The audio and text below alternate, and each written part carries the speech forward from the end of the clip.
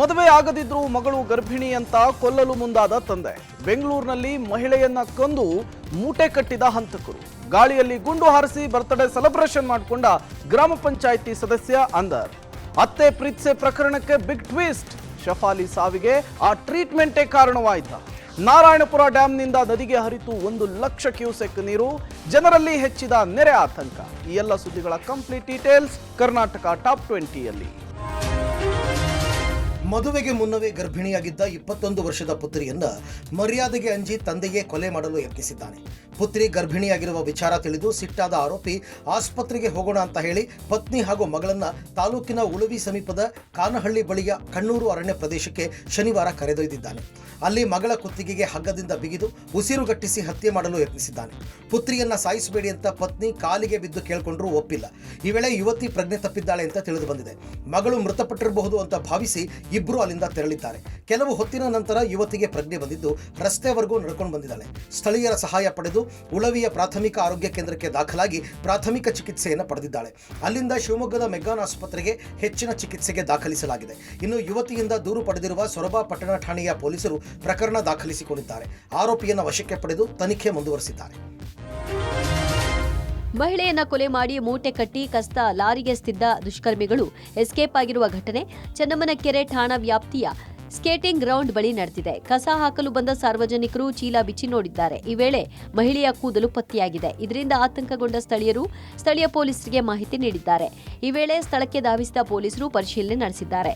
ತಡರಾತ್ರಿ ಮಹಿಳೆಯನ್ನ ಅತ್ಯಾಚಾರವೆಸಗಿ ಕೊಲೆ ಮಾಡಿ ಕಸ್ತ ಲಾರಿಯಲ್ಲಿಟ್ಟು ಹೋಗಿರಬಹುದು ಅಂತ ಅನುಮಾನಿಸಲಾಗಿದೆ. ಇನ್ನು ಮೃತ ಮಹಿಳೆಯ ವಯಸ್ಸು 30 ರಿಂದ 35 ವರ್ಷ ಇರಬಹುದು ಅಂತ ಅಂದಾಜಿಸಲಾಗಿದ್ದು, ಮಹಿಳೆಯ ಗುರುತು ಪತ್ತೆಗೆ ಪೊಲೀಸರು ಮುಂದಾಗಿದ್ದಾರೆ. ಮೃತದೇಹವನ್ನ ಮರಣೋತ್ತರ ಪರೀಕ್ಷೆಗೆ ರವಾನಿಸಿರುವ ಪೊಲೀಸ್ ಸ್ಥಳೀಯ ಸಿಸಿಟಿವಿ ದೃಶ್ಯಾವಳಿಯನ್ನ ಪರಿಶೀಲಿಸ್ತಾ ಇದ್ದು ಹಂತಕನ ಪತ್ತೆಗೆ ಬಲೆ ಬೀಸಿದ್ದಾರೆ. ಈಗ ನಿನ್ನೆ ರಾತ್ರಿ ಒಂದು ಘಟನೆ ನಡೆದ ಪ್ರಕಾರ ಇಲ್ಲಿ ಒಂದು ಡೆಡ್ ಬಾಡಿ ಕಸದ ಲಾರಿನಲ್ಲಿ ನಮಗೆ ರಾತ್ರಿ ಗೊತ್ತಾಗಿದೆ. ಸುಮಾರು 1 ರಿಂದ 3 ಗಂಟೆ ಮುಂಚೆ ಸಮಯದಲ್ಲಿ ಯಾರೋ ಒಬ್ಬರು ಬಂದು ಒಂದು ಚೀಲದಲ್ಲಿ ಕಟ್ಟಿದ ಹೆಣ್ಮಗಳ dead body somewhere around 25 to 30 years ಮಧ್ಯದಲ್ಲಿ ವಯಸ್ಸಿರ್ಬೋದು. ಅವ್ರದ್ದು ಡೆಡ್ ಬಾಡಿ ಚೀಲದಲ್ಲಿ ಕಟ್ಟಿ ಕಾಲು ಕುತ್ತಿಗೆಗೆ ಕಟ್ಟಿದ್ದು ನಮಗೆ ಗೊತ್ತಾಗಿದೆ. ಇಲ್ಲಿ ಬಾಡಿನಲ್ಲಿ ಸಿಕ್ಕಿದೆ. ಟ್ರಕ್ ಆಮೇಲೆ ಈ BBMP ಕಸದ ಟ್ರಕ್ ಡ್ರೈವರ್ ಯಾರಿದ್ದಾರೆ ಅವರು ನೋಡಿ ನಮಗೆ ಮಾಹಿತಿ ಕೊಟ್ಟಿದ್ದರು. ಅದರ ಮೇಲೆ ಪ್ರಕರಣ ದಾಖಲು ಮಾಡಿಕೊಂಡಿದ್ದೀವಿ, ಮರ್ಡರ್ ಕೇಸು, ಆ್ಯಂಡ್ ಇನ್ವೆಸ್ಟಿಗೇಷನ್ ಮುಂದುವರೆದಿದೆ.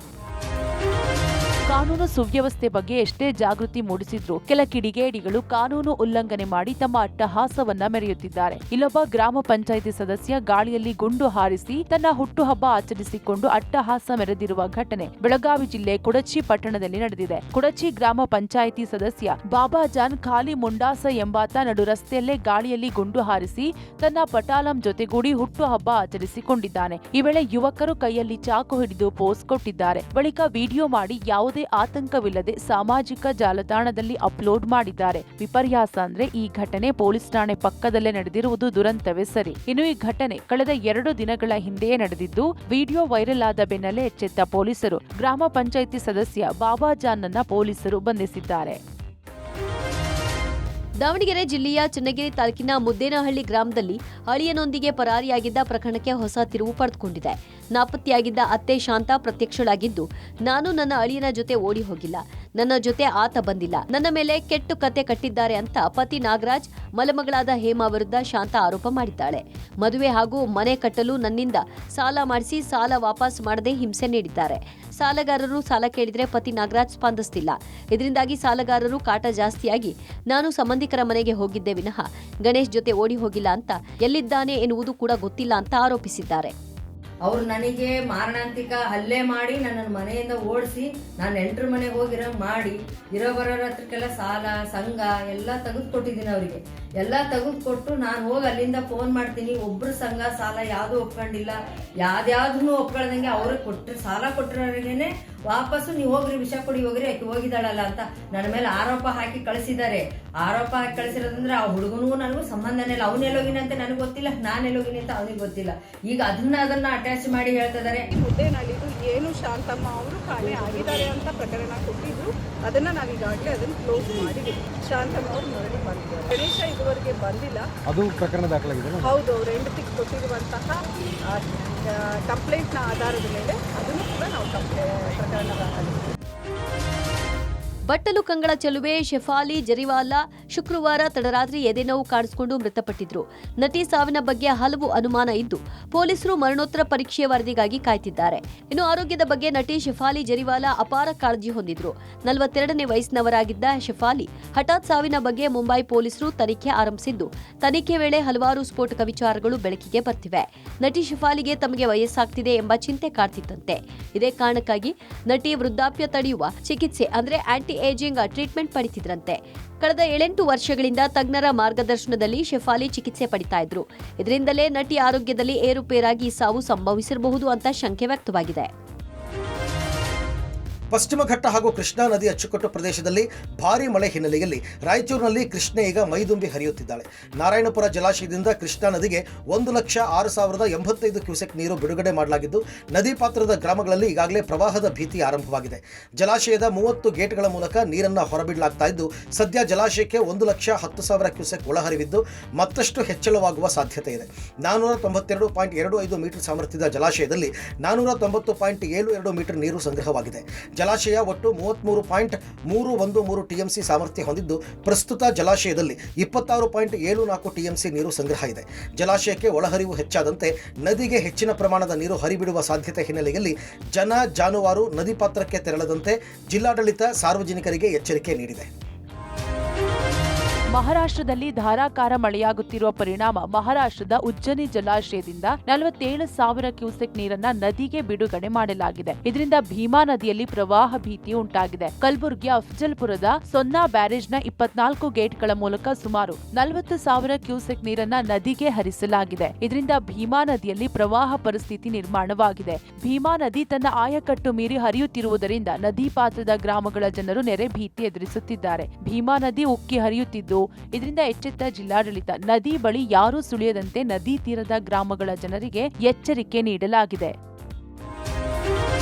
ಕಾವೇರಿ ಜಲನಯನ ಪ್ರದೇಶದಲ್ಲಿ ಉತ್ತಮ ಮಳೆಯಾಗುತ್ತಿದೆ. ಜೀವನದಿ ಕೆಆರ್ಎಸ್ ಅಣೆಕಟ್ಟೆ ಇದೇ ಮೊದಲ ಬಾರಿಗೆ ಜೂನ್ ತಿಂಗಳಲ್ಲೇ ಭರ್ತಿಯಾಗುವ ಮೂಲಕ ಹೊಸ ದಾಖಲೆ ಬರೆದಿದೆ. ಹೀಗಾಗಿ ನಾಳೆ ಸಿಎಂ ಸಿದ್ದರಾಮಯ್ಯ ಕಾವೇರಿ ಮಾತೆಗೆ ಬಾಗಿನ ಅರ್ಪಿಸಲಿದ್ದಾರೆ. ಆ ಮೂಲಕ ಜೂನ್ ಅಲ್ಲಿ ಬಾಗಿನ ಅರ್ಪಿಸಿದ ಮೊದಲ ಸಿಎಂ ಎಂಬ ಹೆಗ್ಗಳಿಕೆಗೆ ಸಿದ್ದರಾಮಯ್ಯ ಪಾತ್ರರಾಗಲಿದ್ದಾರೆ. 124.80 ಅಡಿ ಗರಿಷ್ಠ ಸಾಮರ್ಥ್ಯದ ಜಲಾಶಯ ಸದ್ಯ ಸಂಪೂರ್ಣ ಭರ್ತಿಯಾಗಿದೆ. ಪ್ರಸ್ತುತ ಜಲಾಶಯಕ್ಕೆ 46,501 ಕ್ಯೂಸೆಕ್ ಒಳಹರಿವಿದ್ದು, ಡ್ಯಾಂನಿಂದ 21,463 ಕ್ಯೂಸೆಕ್ ನೀರನ್ನ ನದಿಗೆ ಹರಿಸಲಾಗ್ತಿದೆ. ನಾಳೆ ಬಾಗಿನ ಅರ್ಪಣೆ ಕಾರ್ಯಕ್ರಮಕ್ಕಾಗಿ ಜಲಾಶಯದಲ್ಲಿ ಸುಣ್ಣ ಬಣ್ಣ ಬಳಿಯುವ ಕಾರ್ಯ ಈಗಾಗಲೇ ಆರಂಭಗೊಂಡಿದ್ದು, ಹಬ್ಬದ ವಾತಾವರಣ ನಿರ್ಮಾಣವಾಗಿದೆ. ಇನ್ನು ಭಾನುಪ್ರಕಾಶ್ ಶರ್ಮಾ ನೇತೃತ್ವದಲ್ಲಿ ಪೂಜಾ ಕೈಂಕರ್ಯಗಳು ನಡೆಯಲಿದ್ದು, ಬೆಳಗ್ಗೆ 11:30ಕ್ಕೆ ಅಭಿಜಿನ್ ಮುಹೂರ್ತದಲ್ಲಿ ಸಿಎಂ ಸಿದ್ದರಾಮಯ್ಯ ಬಾಗಿನ ಅರ್ಪಣೆ ಮಾಡಲಿದ್ದಾರೆ. ಸಿಎಂಗೆ ಮಂಡ್ಯ ಜಿಲ್ಲಾ ಉಸ್ತುವಾರಿ ಸಚಿವರು ಹಾಗೂ ಸ್ಥಳೀಯ ಶಾಸಕರು, ಜಿಲ್ಲಾಧಿಕಾರಿಗಳು ಸಾಥ್ ನೀಡಲಿದ್ದಾರೆ.